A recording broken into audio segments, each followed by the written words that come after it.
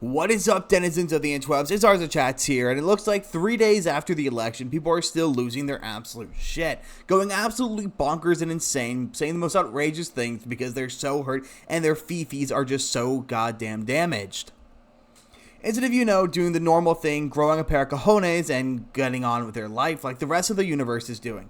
Well, that's what we did in 2020. We didn't throw a massive tantrum. We had one protest that half of the people supporting the Orange Man didn't even support, but that was the closest we ever got. We didn't spend every single waking hour throwing a fit. We didn't shave our heads off in protest. We didn't swear off any kind of relationship with men. We're not reacting like that, and we sure as hell did not go on and cry all over Twitter and all over our morning shows like MSNBC and Jimmy Fallon are doing. So I've collected a few more professional freakouts, so like, subscribe, and let's get into these ones. I do want to give a quick shout out to Yellow Flash, because without his video on it, which is a great video, you should go check that out, I wouldn't have been able to find some of these sources. I'd heard about them, but I couldn't find an actual source on them. The first one that's really blowing up is this one coming from Lucasfilm creative director goes an ugly tirade against majority of Americans that could influence Gina Carano lawsuit. And this is coming back from that Park Place renowned WW Pro. And in it, Mr. Aaron told the majority of Americans to blank themselves in profane posts that would make a Starlock blush with embarrassment. What lovely language, WW Pro. Although the post was later deleted, it was up plenty long enough for others to screenshot and save. So what did he say?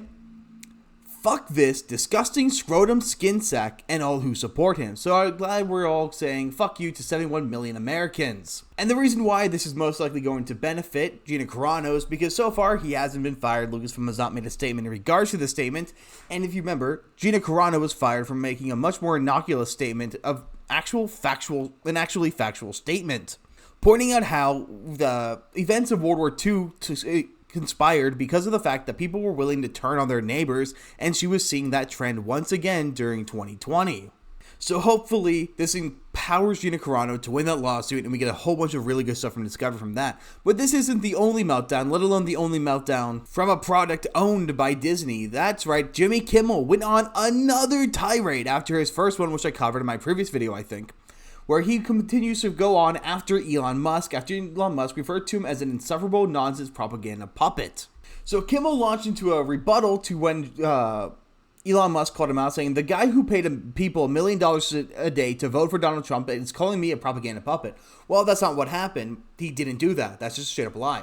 Listen, Kermit, you bought Twitter, you bought a social media platform that is literally a propaganda machine. Well, then why aren't you calling the other ones propaganda machines? Let me tell you something, Kimmel continued. If I spent 2 weeks trying to come up with a 4-word description of Elon Musk, I don't think I could do better than insufferable nonsense propaganda puppet. Kimmel then noted that Musk has made the propaganda charge against such major news outlets as the New York Times, the Washington Post, the Atlantic, NPR, and the AP, which, as Kimmel said, Musk once said stands for Associated Propaganda. After joking that Musk has effectively spoiled an upcoming reboot of The Kimmel Show, which was to have been called Insufferable Nonsense Propaganda Puppet, Kimmel congratulated Musk on his newfound status with the president-elect. I'm sure his little hand will fit nicely into your sock hole. Well, Musk isn't spreading propaganda, because you know what my Twitter feed has been filled to the brim with since the Orange Man took over the office again, or since he was elected again? It's nothing but leftist tweets. Leftists, that's all I'm saying. All I'm seeing are far left, or the people who I follow who are not leftists, obviously. That's all I'm seeing on my feed. So he's not censoring anyone. He's not propping anyone up. He's literally allowing the market being the people, to decide what gets seen and what is popular. The algorithm is designed to give you what you want to see and not censor anyone. People are not being banned unfairly. If they get banned, it's usually because it's something they said that was offensive or legitimately violent. And I won't even say necessarily offensive, though. Musk, you do have to be a lot better about letting the F slur on there. If you're going to give Melanie Mack a pass, please just give everyone a pass. I would love to use that word more, please. But of course, you can keep melting down, and eventually you might just become too much of a risk to keep your little show, because you are doing yourself no favors by attacking someone who literally got 71 million votes. More than half the country, at least 60% voted for him. So how about you don't alienate that much of the audience? It's like what Michael Jordan said, conservatives buy shoes too. So instead of continuing to alienate your audience, maybe it's about time, Kimmel, that you extend a little bit of an olive branch to them. But that would take too much cognitive thought, that would take too much goodwill, and that would require you to not be a shit person. The next, and probably one of the funnier freakouts, is coming from the developer of Caravan Sandwich, which I have loosely heard of, but I don't know much about it, but it does look like a kind of cutesy questing game. something that I could see a lot of people I know actually playing. But the developer of this had an absolute meltdown over this whole thing, over the whole debacle of Trump being elected. And, oh, hey, this is written by John F. Trent. I did not know he did publications outside of that Park Place. That's cool. So what exactly did the developer of Caravan Sandwich say? Well, first of all, kind of innocuous, but once again, very much of a bitchified response, telling everyone that you're a little pussy who can't handle a bit of criticism or a bit of hardship. They say that stay strong, friends. To which someone responded, if I ever become a hashtag game dev, one thing I'll never do is use my platform to cry about a political candidate winning an election, unprofessional behavior, and a quick way to push customers away. Written by Dread Roberts. To which the Caravan Sandwich developer had responded with, well, I sure hope you never become a game dev. I don't care what you think being professional is. My friends are losing their rights, and this is not a game. What rights are being lost? The right to gay marriage, which is not being impacted. The right to vote, not being impacted. The right to free speech is actually being restored. The right to own guns is going to be strengthened. The right to an abortion, well, that's not a right. You don't have a right to that. But even then, Trump didn't do anything to that. The Supreme Court took that away during Biden-Harris's administration and therefore gave it back to the states. There is no one who could therefore impact a law that would restrict or remove restrictions around abortion, because if any politician tried to impact abortion laws, it would simply get struck down again by the Supreme Court, as they have established a precedent of abortion not being a federal issue. There is no way in which a president or lawmaker in the federal courts could go ahead and pass a law regarding abortion without the Supreme Court amending their decision. So I don't know what you're complaining about here. What rights are being taken away? And then in a subsequent post, the developer added, also, obviously, if you voted for Trump, you're a piece of shit. Please unfollow and refund the game. And then he added, everyone else, take care. I'm calling him a man. Even if he identifies man, this certainly is not one. Well, it's pretty easy to say that this game wasn't the catalyst that broke this game's back. No, what actually did it is the fact the game just looks like it's shit. Because the last time it had a peak was Sunday, 27th October, which I think was the release of an expansion. The game's only been out for a month, and it peaked at 756 all time. I'm not seeing where that peak is. So there was a peak here, September 15th. Oh, hey. Where they had a massive player at the beginning, as soon as the game launched, and then it immediately fell off. So I wonder if the game's just shit or something. But admittedly, I'll be generous. Him or her, whatever, making this kind of statement has not killed momentum of the game. The only reason the statement did not kill momentum is because the game has no momentum. Okay, well, to be as fair as possible, November 4th, November 5th, you're sitting around the 70. After that, it's down to 50. So she did lose 20 average players a day in the peak after making those statements. So this isn't really hurting her because she has nothing to lose. But the game developer did not stop there. Robert Cooper, don't know who that is, made a statement to it. Actually enjoyed this game, but that being a piece of shit over an election is not right. I'll be sure to delete my content and rate the game appropriately now. I voted Trump, actually enjoyed your game, by the way.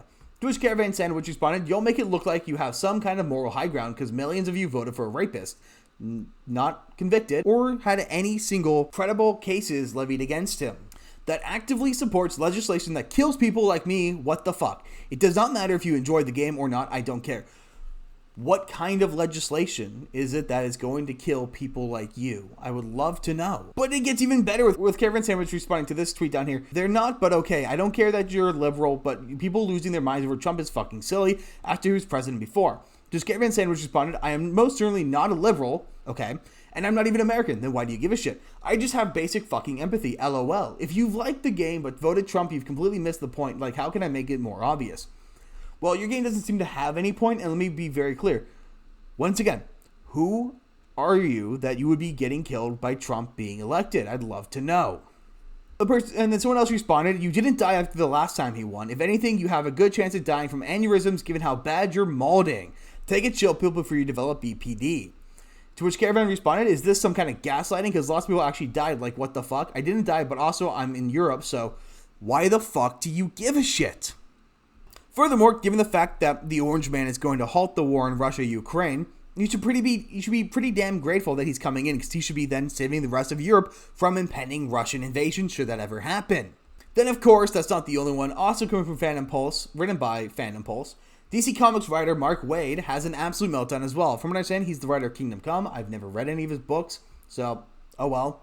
Now, this isn't the first time Mark Waid was in a bunch of criticism, because last year he had attacked Mark Millar for defending the comic shop owner Glenn O'Leary, who complained about the fact that most modern comics do not sell because they're nothing more than self-inserts and no one cares about the writer. They just care about if the book is good and about the characters in the book. I don't understand why anyone would complain about that, because it's 100% true. We don't give a shit about we don't give a shit about who's writing it. We care about the character. The only time we care about who's writing it is when it was Stan Lee, because he was the one who was actually writing great characters, but Stan Lee wasn't self-inserting, so this point is still moot. But when it came to the Orange Man getting back into office, Mark Waid had to go and show the absolute state of DC Comics as it is a group that doesn't understand truth, justice, or the American way in any regard, in which he posted to Blue Sky, the shitty version of X, "Even if by some miracle this turns around, I don't believe in the basic goodness of my fellow Americans anymore, and without this I cannot write superheroes. There is no point. When you see a decline in the quality of my work soon, you'll be able to trace it back to this night." He then followed up by saying, "Planning on going dark on all social media and news feeds for a while, starting tomorrow. See you down the road, I hope. Godspeed." So, Mark Waid, I have to ask. Back when superheroes were created, World War II, the Great Depression, when everyone was losing hope of everyone else, when the world was at its lowest, when everything was going to shit in a handbag, tell me, did they lose the will to write comics? No. These people, these actual heroes, these people who actually give a shit about comic books, what do? They stood up and they created the comics they wanted to see. They created the greatest form of entertainment and propaganda. They created Action Comics. They created Superman, Captain America, Batman, all of these people beating the shit out of the Nazis, because that was the way to spread hope throughout the West. So if you think it's so dire, if you think we're actually going against fascists, you as someone who has the ability to create true art according to your own perception of yourself, you should be going out there and you should be creating these revolutionary stories that empower and encourage people to fight against the injustices you perceive. But instead, you spend your entire career spreading injustices and killing the comic book industry by putting in your bullshit propaganda in there that has nothing to do with the real world. You are completely separated from the real world, and that's why your art has failed. And is also the reason why DC Comics, by far the better of the two brands up until recently, is dying. But of course, DC isn't the only industry that's having a huge issue with people throwing a massive tantrum.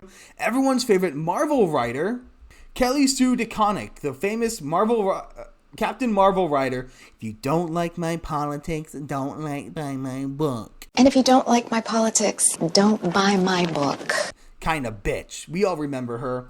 She also is having an absolute freak out after she was the one who first gender swapped Marvel into a woman, and was the one who was really leading the push of feminist propaganda throughout the comic book industry. So she's one of the women who directly destroyed it, proving once again that maybe women shouldn't be allowed to create anything, or vote, or appear in public, or speak. Nah, I'm kidding. Cut the I'm kidding, that's cringe. Now, she herself did not specifically say anything, but she did share a message from one of her friends called Sigrid, questionable name, this morning, which therefore implies that she actually endorsed that statement. Our job now, our entire fucking job, is to stay the fuck alive. Despair is an ally of fascism. Do not do their work for them. When people want you dead, every day you live is pissing in their coffee. Do it, stay alive out of spite, if for no other reason. Our second job, take care of each other. That's each other here, our other friends and family, our communities, and also random strangers. Our third job is to resist. This will take many forms. Please remember that any group needs tanks, DPS, healers, and support. My fucking god. Find the role you can play and put your efforts where they are most suitable. Or, you could, calm the fuck down. Realize that you survived 4 years already and you were far better during those 4 years. You're just upset that you're becoming obsolete, and he will make you completely obsolete as he destroys the foundation of your narrative, which is founded in nothing. Bleeding Full has a few others, so Gail Simone. Okay, I don't know what to say. I don't have a lot of words at the moment, but if you read your history or even just Orwell's 1984, you will know that for an authoritarian state to survive, it needs to have a public enemy at all times. We've seen who they are, and we see who they have gone after. Be aware. So yes, the authoritarian party has been going after normal people and conservatives for the last 20 years. So yes, we should be in defense, and that is why we elected him. Carl Castle, democracy was fun while it lasted. Yep, democracy is so dead that he won the popular vote. Ayo, Streets is saying that Donald Trump won the popular vote. True. People who are saying that we should not blame the Harris campaign. How do you lose the popular vote to Donald Trump? You are all incompetent. Well, yes, they were all incompetent, but it's pretty hard to win the popular vote against the most popular man alive. But going outside of the industry, the even funnier meltdown is coming from the 4B movement, which is claimed to be a women's empowerment movement originating from South Korea to protest against revenge porn, which is something that's pretty important as you go and, prevent people from spreading your images after you break up with them. That is actually a bit of a reason to, do this kind of movement. But the funny thing is, these American women are so incompetent that they don't understand a single thing about it, and the way they're doing it is absolutely hilarious. Don't spread for red, doing my part as an American woman by breaking up with my Republican boyfriend last night and officially joining the 4B movement this morning, so destroying your own happiness, cutting off your nose to spite your face. Girls, it's time to boycott all men. You lost your rights and they lost the right to hit raw. 4B movement starts now, okay? So, don't get fucking pregnant unless you're married. Okay, and this is also a dude. So, interesting. This one's my favorite. If women won't respect our bodies, they don't get access to our bodies. So, you're admitting that you were willing to put out for men who have zero respect for you? Yes. If you think that showing these men is look, I'm so much better than you, you have no control over me, is respecting your own body, you should have been putting out anyway. Also, you're safe. Honey, you're safe. I saw another one where a woman said that we should no longer be sleeping with men who don't respect us. Yeah. The funny thing is they've discovered modesty. They're saying that we need to stop sexualizing ourselves, stop putting on so much makeup, stop having sex before wedlock. Yeah. That's what we want. The funny thing is these women think that they're empowering themselves by taking away the locus of control from men, but instead they're giving men what they want. Most men don't want a woman with a high body count. We don't want OnlyFans. We actually want the gooning to end. We want people to stop giving up and just doing it to online pictures of women who pretend to care about them. So by empowering yourselves and taking away power from maggots, you're actually giving conservatives what they want, which is absolutely hilarious. And every single one of these meltdowns just makes us feel a bit better. Drinking the liberal tears restores my strength. So if we're going to keep crying, we're going to keep laughing, and we're going to keep making money off of it. Well, I'm not making money yet. Hopefully soon. But you can keep crying, you can keep throwing a tantrum, you can go celibate, we don't give a shit, because at the end of the day, you don't stick it in crazy anyway. So you're doing a lot of men a whole favor by keeping it in your pants. But let me know what you guys think about this. That's all I've got, so I will see you guys on the next one.